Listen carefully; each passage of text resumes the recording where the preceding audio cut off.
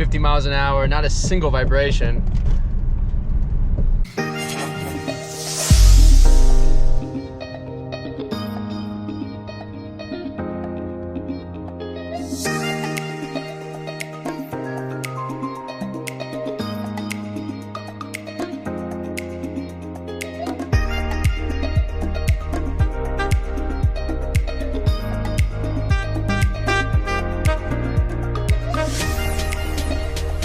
Alright guys, welcome back to the channel. Thanks for tuning in. This is my 2008 Saab 9.3 TurboX. It is one of 600 in the US, and this car, if you haven't been following the channel, has been completely neglected, and we are fully restoring it. In today's video, as you can see, we already have it lifted off the ground, and we're going to go underneath there, and we're going to pull out the broken drive shaft and try to see if we can get the bushing rebuilt. If not, we will buy a new one and replace it. So stay tuned, guys.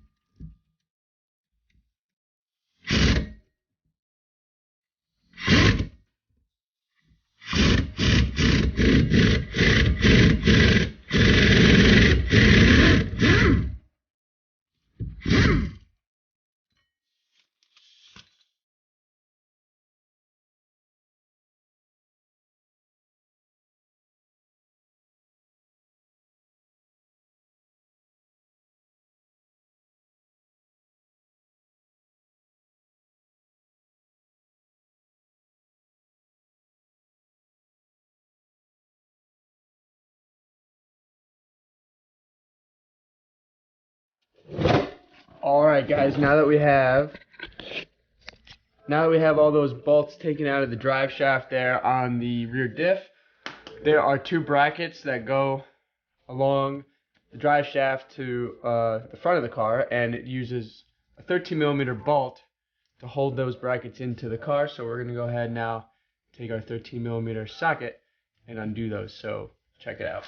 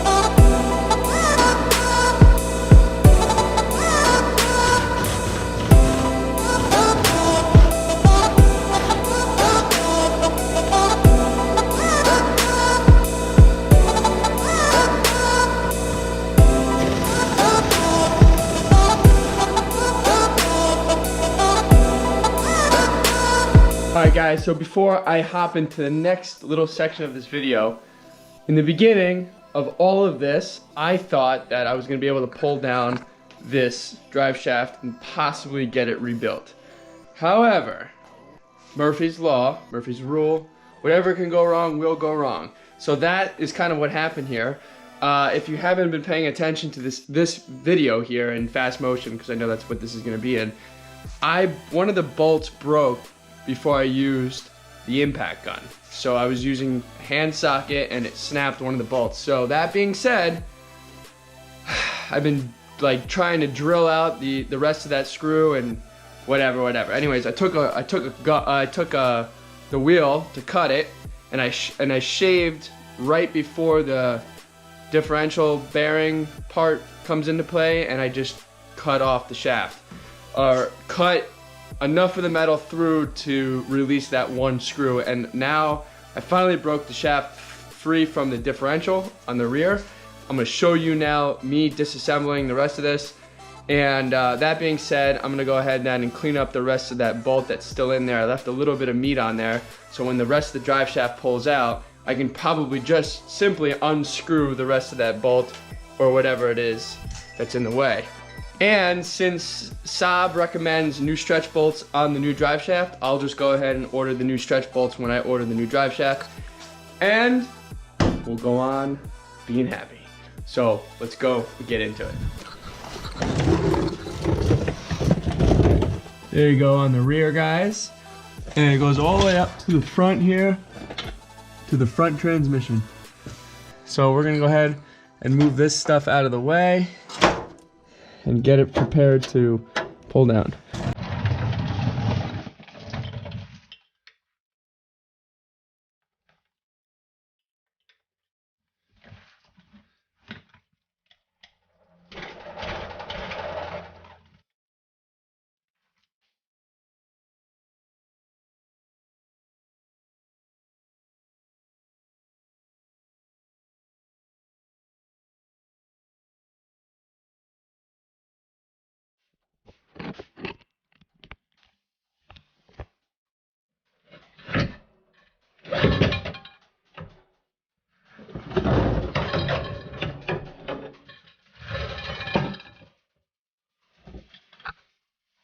All right, guys, we finally did it.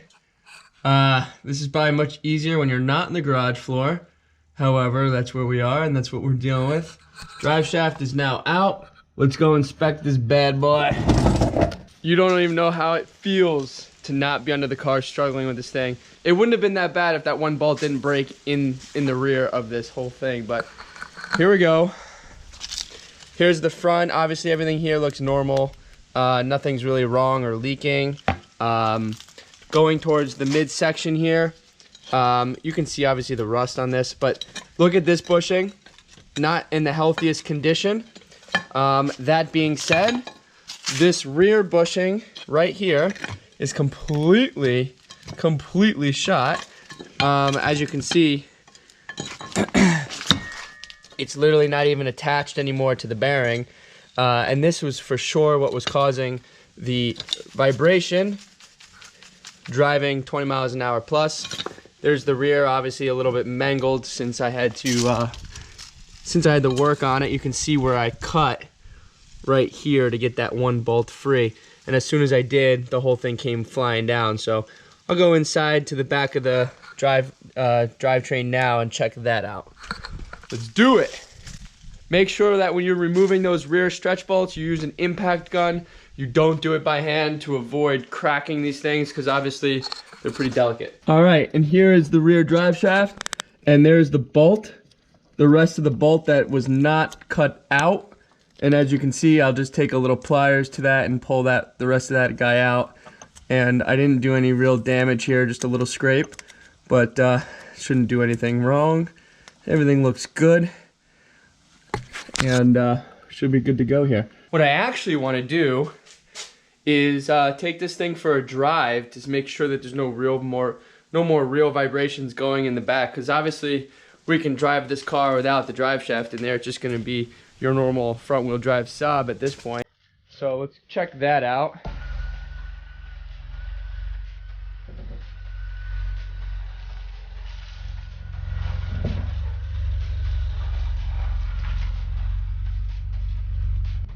Alright guys, drive shaft is out.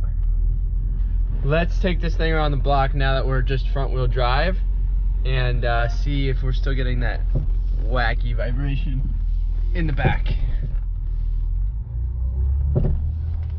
As you can tell, the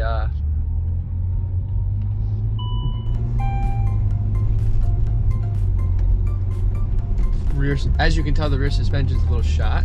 But we are now driving 40 miles an hour and there is no more vibration. No more vibration. What's up, Casey boy? What's up, buddy? Casey, huh? No, it's good. Like the rear suspension's shot, but the vibration is no longer because the drive shaft. Because it's all-wheel drive. Right now I'm just running front-wheel drive. Right, boys? Alright, have fun. Be there in a minute.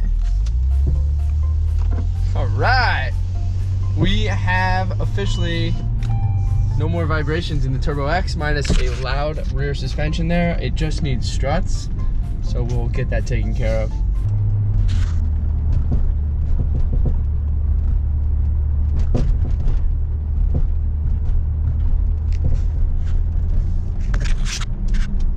Yeah, it feels good.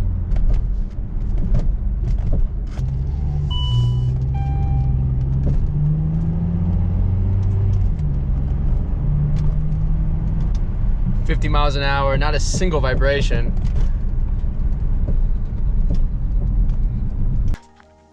All right, guys. Just want to thank you guys for watching this video. There is a lot of work to be done on this car. As you know, as you can tell, the rear struts, the rear shocks are completely bad on this car, as is everything else, it seems. But also, we have all this rust, so stay tuned. In the next episode, we're gonna start to tackle this rust and take care of it. And your support, if you guys can subscribe and watch these videos, is everything to me. It really helps me grow my channel and build this thing to the next level that we're gonna build it to be. So we got the drive shaft out. Next thing I'm gonna do is the rust, and then we're gonna start to take care of the rear suspension and possibly then get it on the road, registered with the state, get the license plate, because I have been paying for the insurance the last 2 months on this car, obviously not driving it. Once we have it on the road, I'll go ahead and order the drive shaft, get that in there. That is last on my list. It's the most expensive part to be replaced still on this car, and it's not a crucial one because we still have front wheel drive, and I'm not ripping on this car right now. We still need to change the oil, so there's lots to be done. Your support's everything, so be sure to subscribe, hit the like button, comment below, give me some loving, and as always, I will see you guys next video.